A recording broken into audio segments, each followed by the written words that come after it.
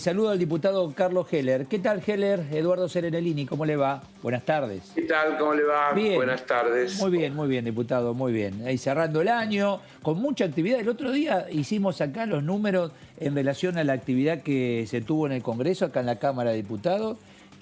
Han Sí, duplicado en 2019 en actividad. sí. Sí, y seguramente si se hiciera un análisis de las reuniones de comisión y la También. cantidad de Sí. funcionarios del Poder Ejecutivo que concurrieron Ajá. a reuniones de comisión, también creo que fue un año de gran actividad parlamentaria. Ujú. A pesar de todo, ¿no? A pesar de la pandemia, a pesar de que se han inmediatamente Sí, o acomodado. tal vez en función de, porque que es un tema polémico, ¿no?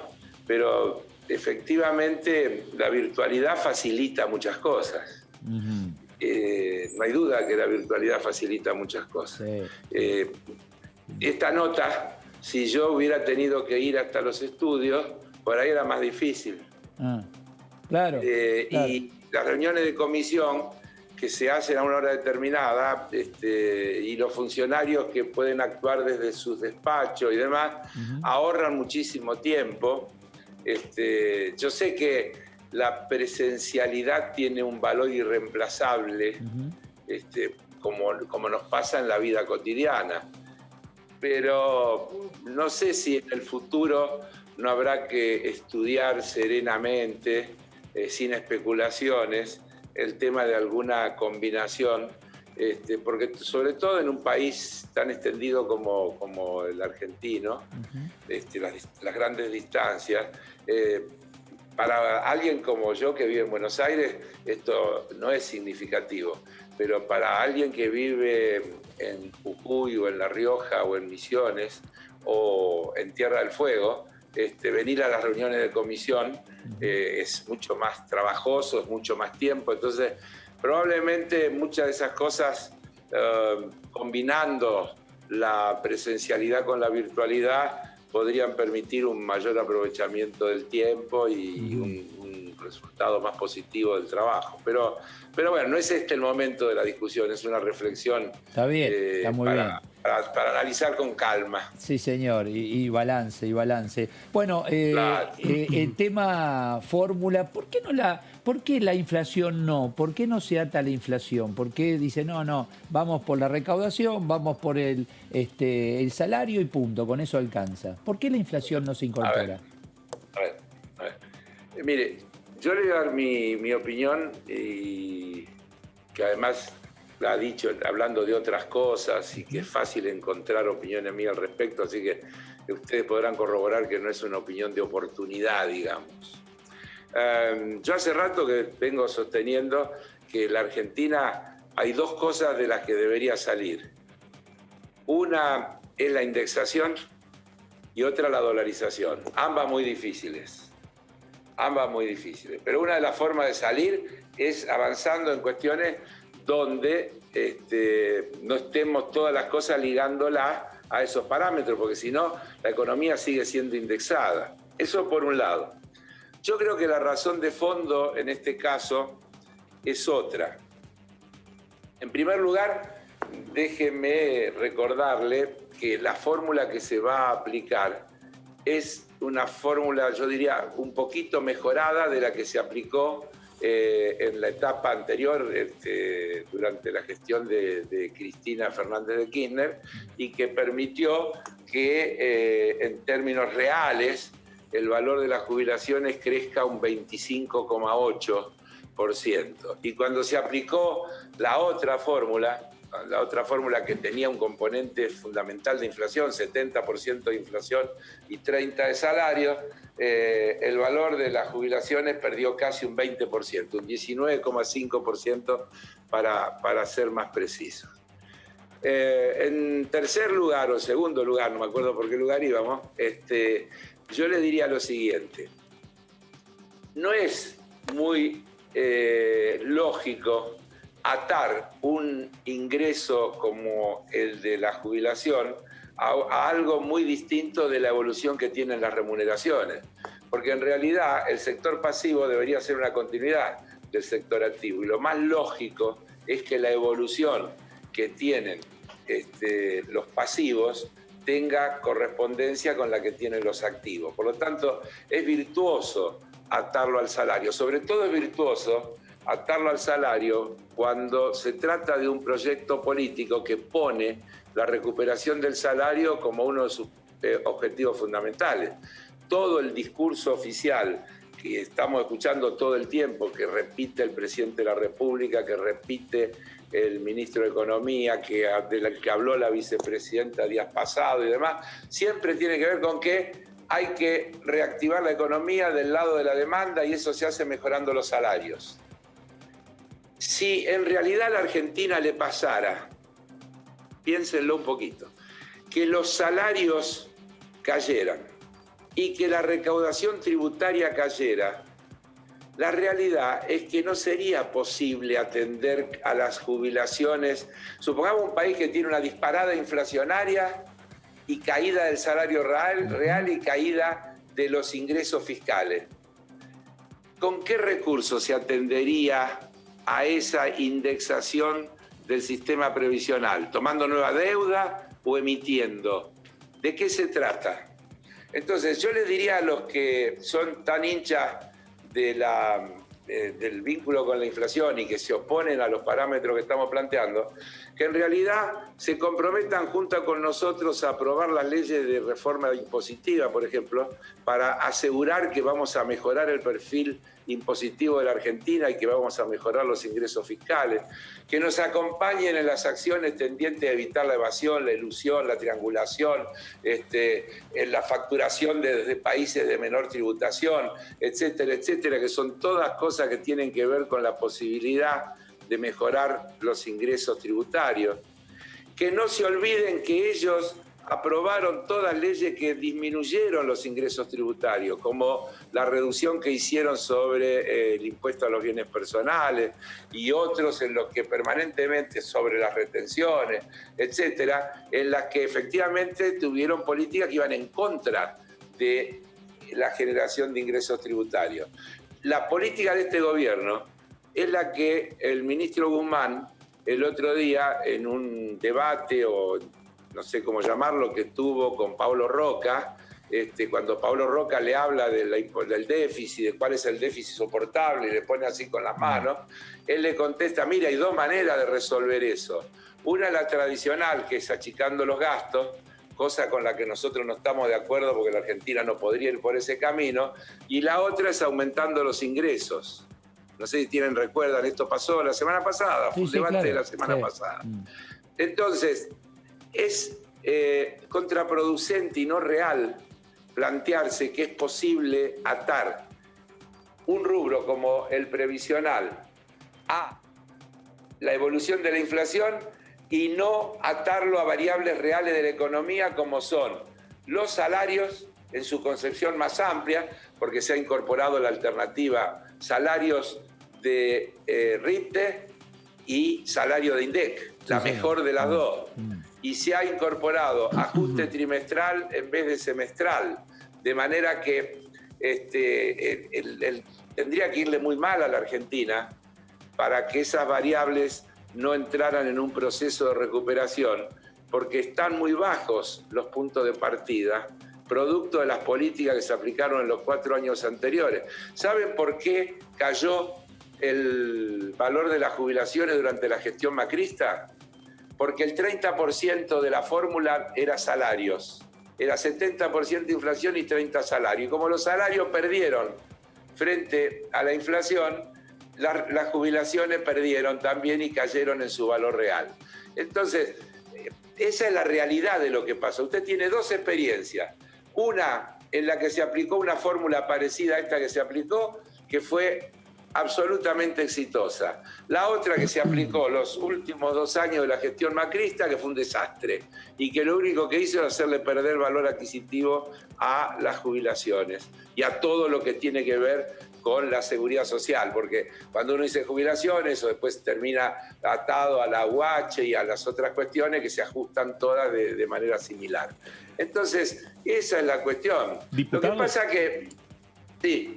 ¿Cómo le va? Claudio Mardones lo saluda. Disculpe que lo interrumpa, pero... ¿Qué dice? Bien, muy bien. No, no. A partir de lo que nos cuenta a nosotros, me lleva a hacerle esta pregunta, ¿no? Porque si nos retrotraemos a lo que era el debate hace 40 días, el esquema era una actualización semestral y la posibilidad de que el último aumento fuera descontable.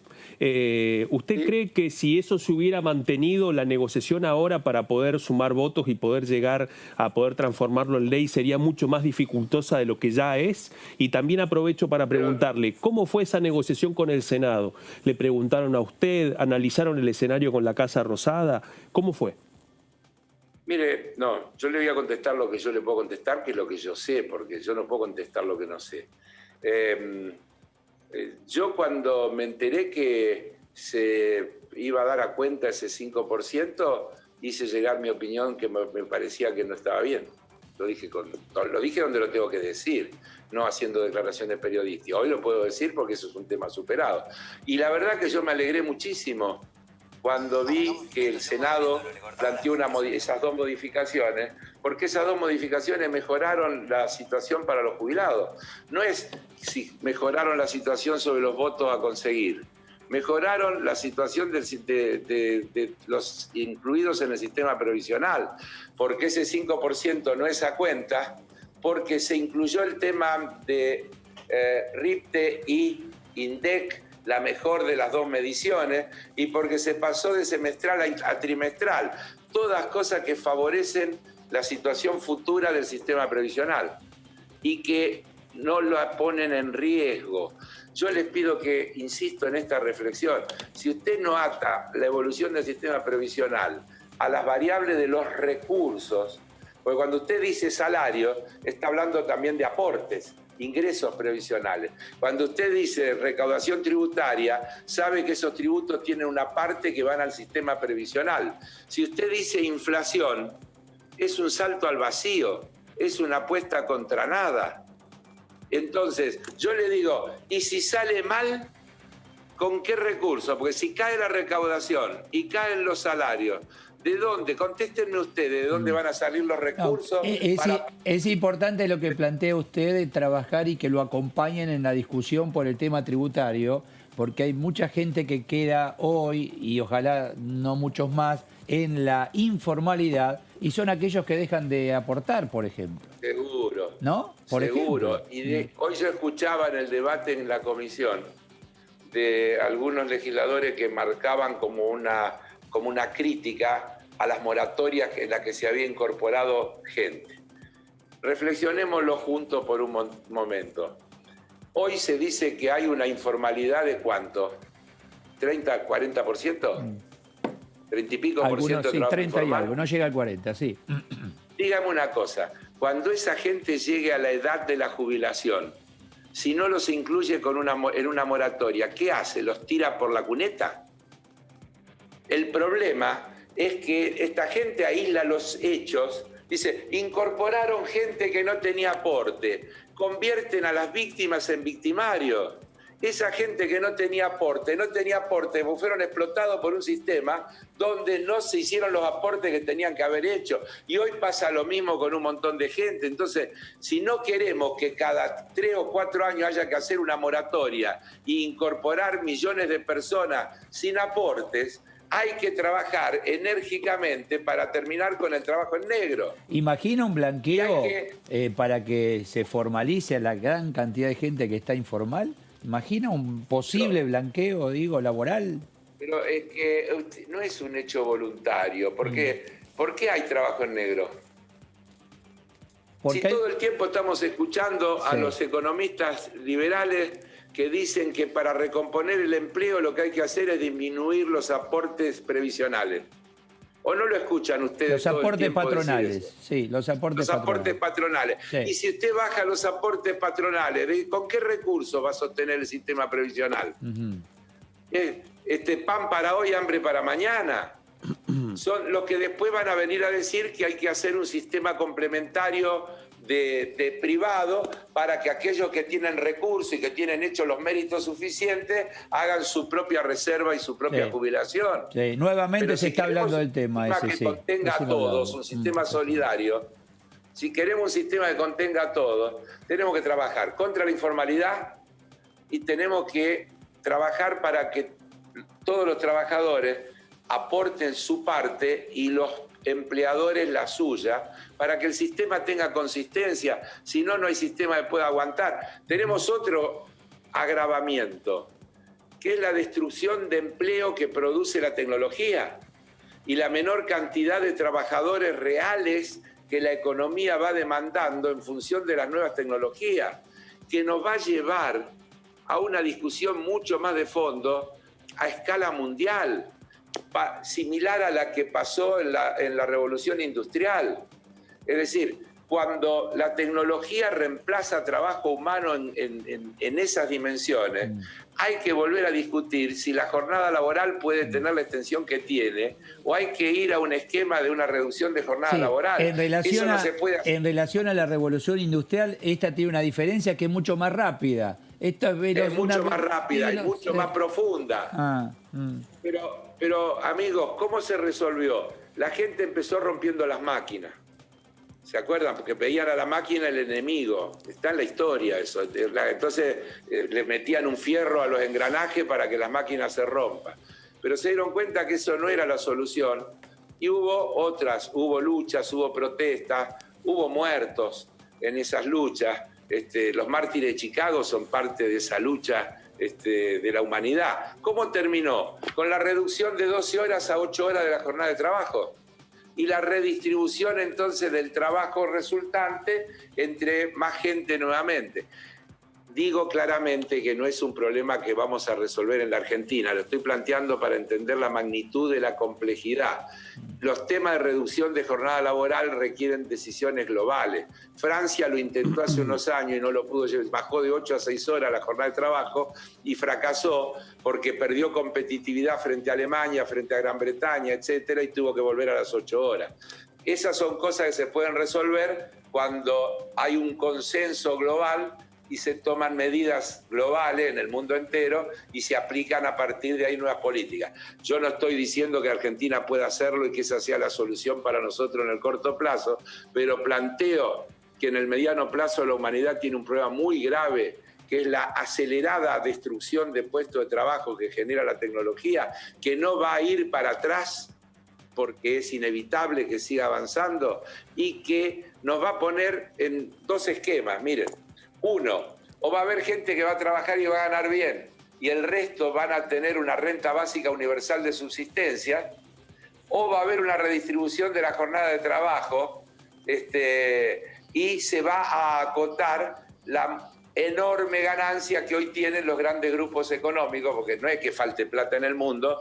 Podríamos abundar en datos sobre la concentración de la riqueza y hasta que no se ataque ese fenómeno de concentración global de la riqueza, de plata que está en las guaridas fiscales y que no tributa, y todos esos grandes temas, los grandes problemas que tiene la humanidad no se van a resolver y nosotros vamos a seguir discutiendo si indexación o salario y recaudación tributaria. Heller, ¿cómo le va, Heller? Leonardo Fredes lo saluda. Le hago una consulta volviendo volviendo al debate parlamentario. Hoy fue muy corta la comisión, se esperaba trabajar hasta las 17, 18 horas y finalmente en un momento pidieron más oradores y a las 12:30, 1 de la tarde no había más. ¿Esperan que mañana Juntos por el Cambio venga con muchas ganas de hablar y con hacer un debate largo en la comisión? ¿Por qué creen que fue esta actitud de hoy? No sé, no hay problema. Si ya hoy se dijo claramente, lo dijo el presidente de la Comisión de Previsión, Casareto.